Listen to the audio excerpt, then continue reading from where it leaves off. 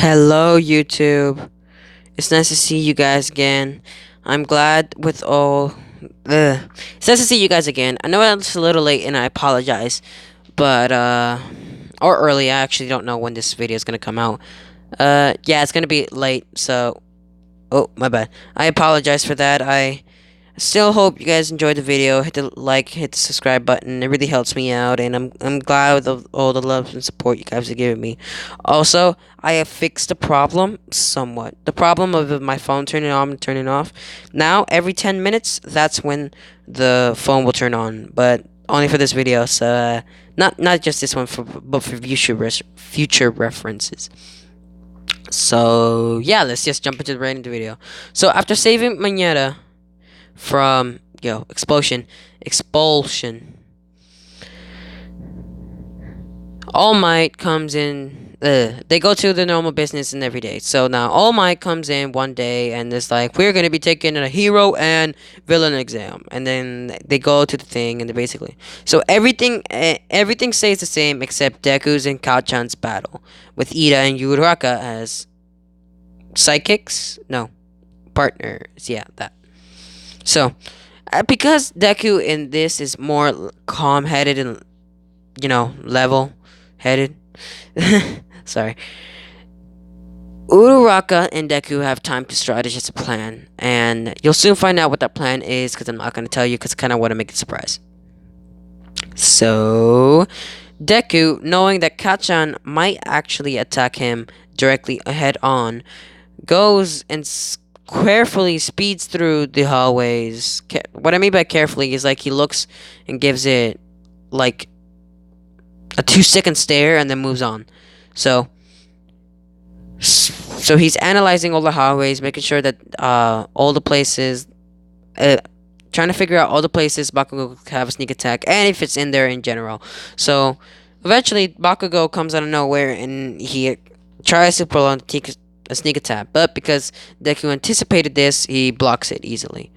So then the plan is in action. Deku yells onto Uraraka saying, Go find the bomb, and let me handle Bakugo all by myself. I mean Kachan all by myself." And then the battle of Deku and Kachan begins. So the first hit goes to Deku with his throw, the same throw he did in canon. And he basically tells Kachan, "You're so predictable. With moves like that, you won't be able to defeat me." And this pisses off Bakugo, and explosion after explosion after explosion, after counter deflect after counter deflect after counter deflect.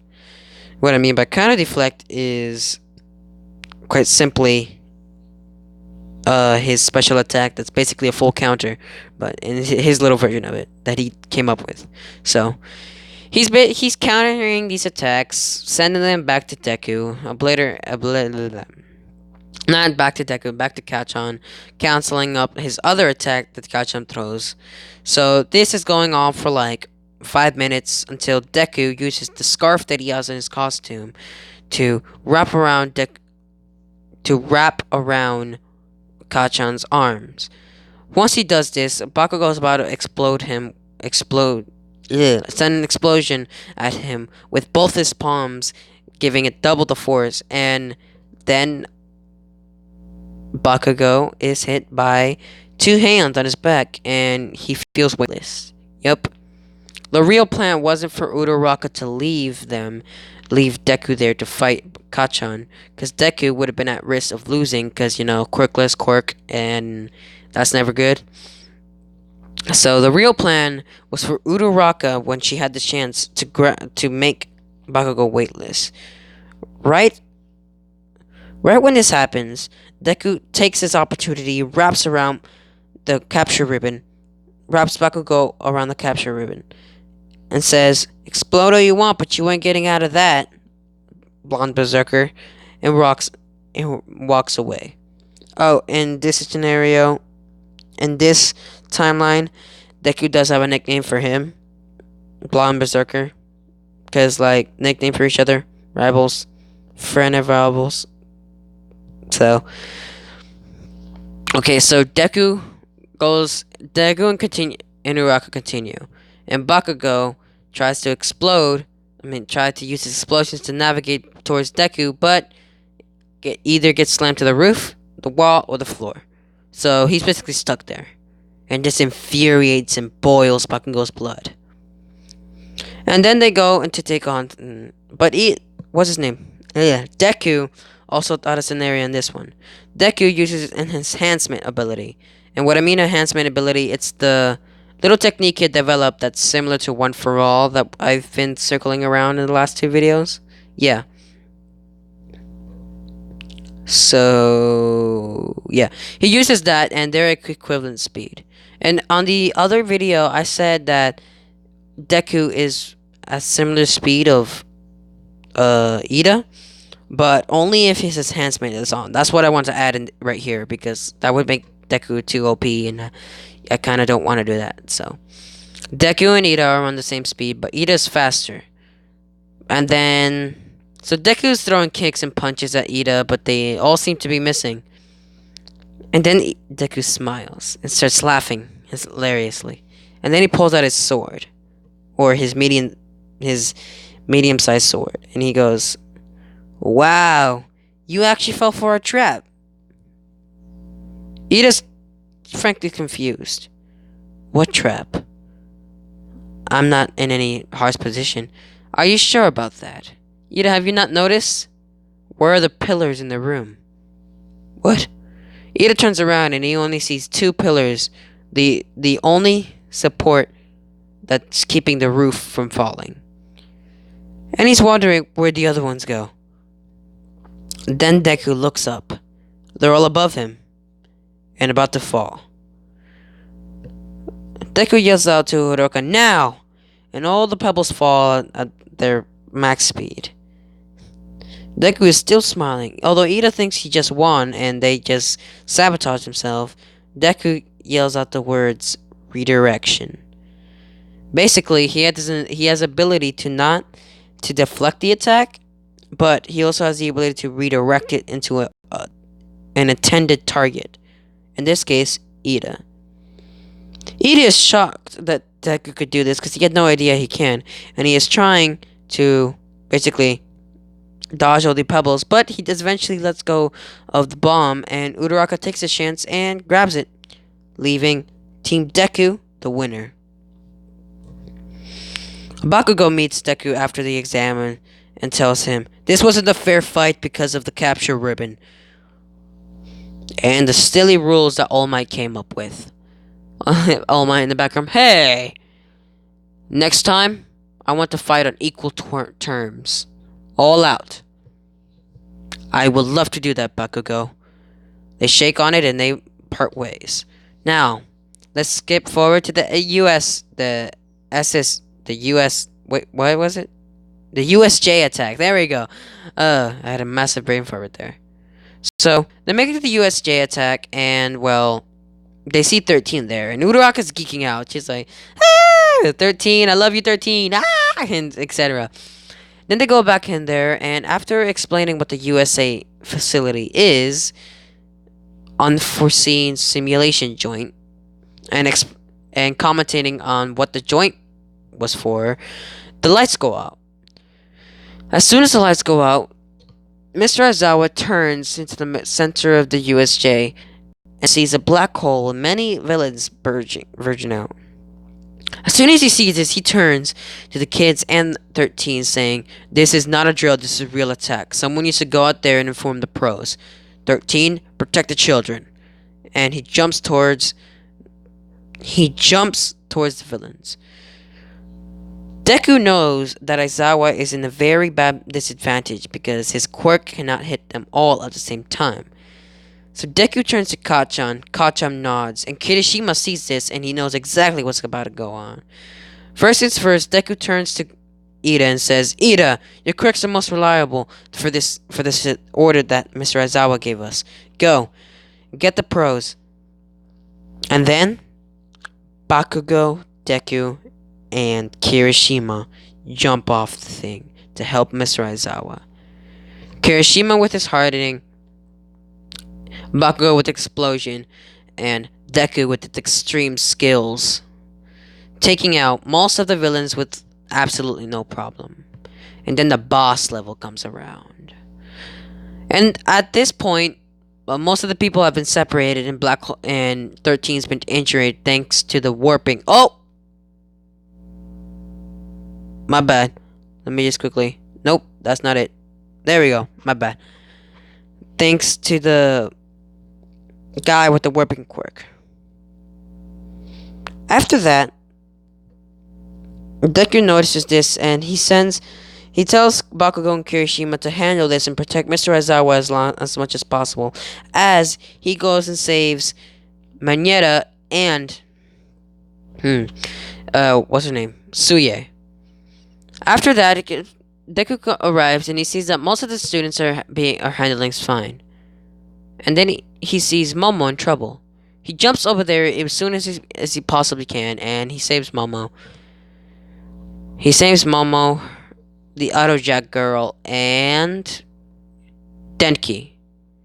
Denki is also inspired because not only did he save Manetta, one of the perverts and weaklings of the class, but he saved him.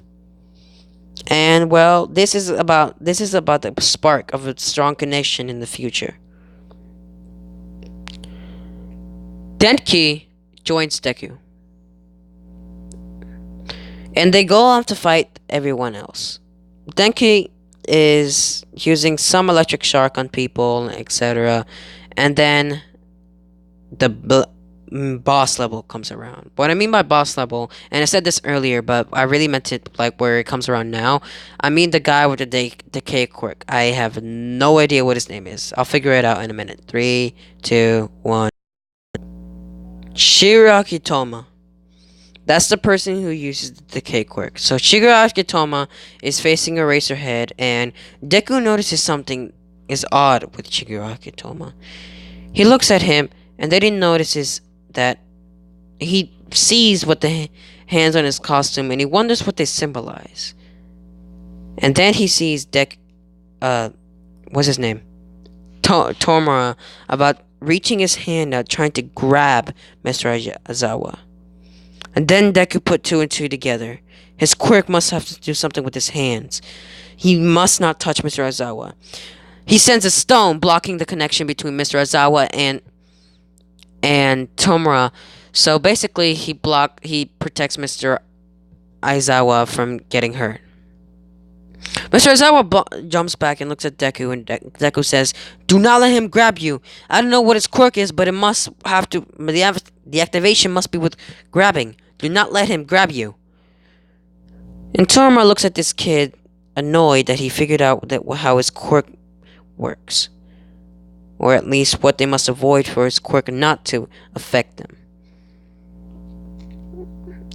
And at this point, Tomura is surrounded. So he says, "Bring out the Nomu."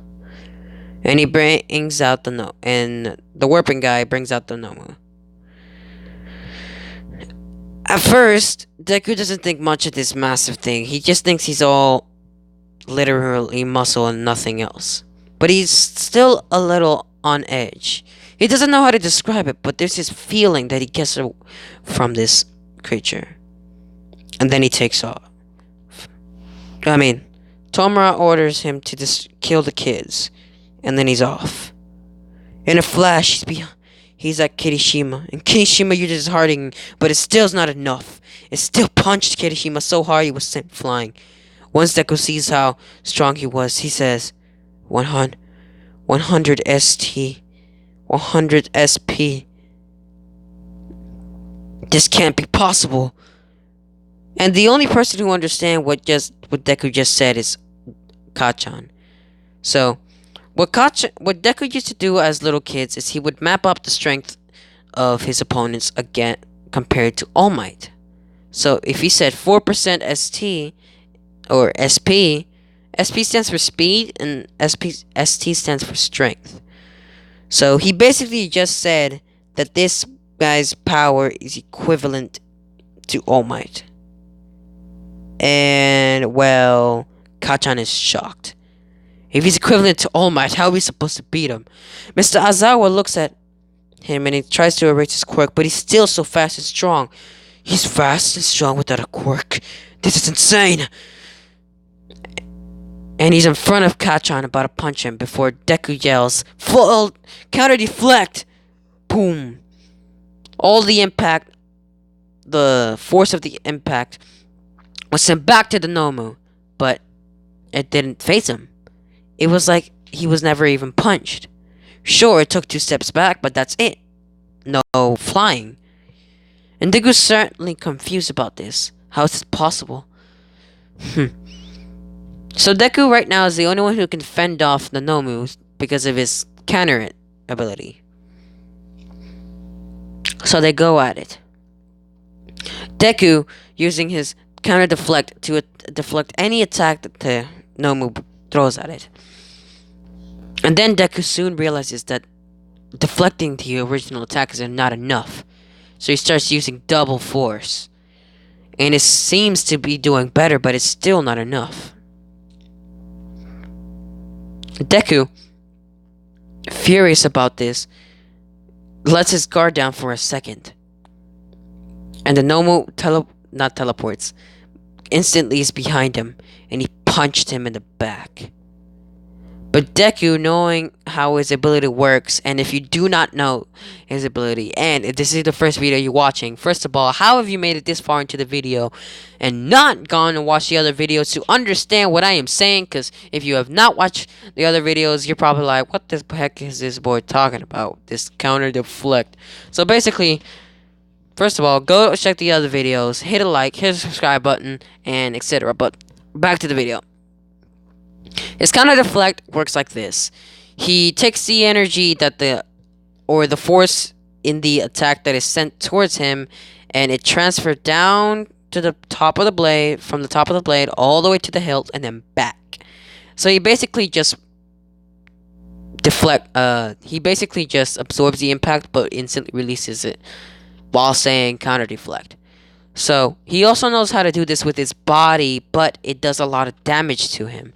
So he prefers to do it with the sword. But in this scenario, he just got hit by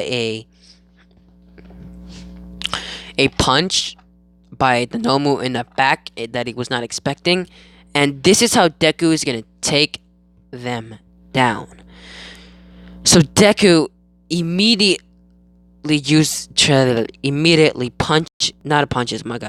immediately transfers the energy that was just attached to his back to the front and then backwards again, sending the impact of the punch straight to the Nomu. But Deku is in pain right now.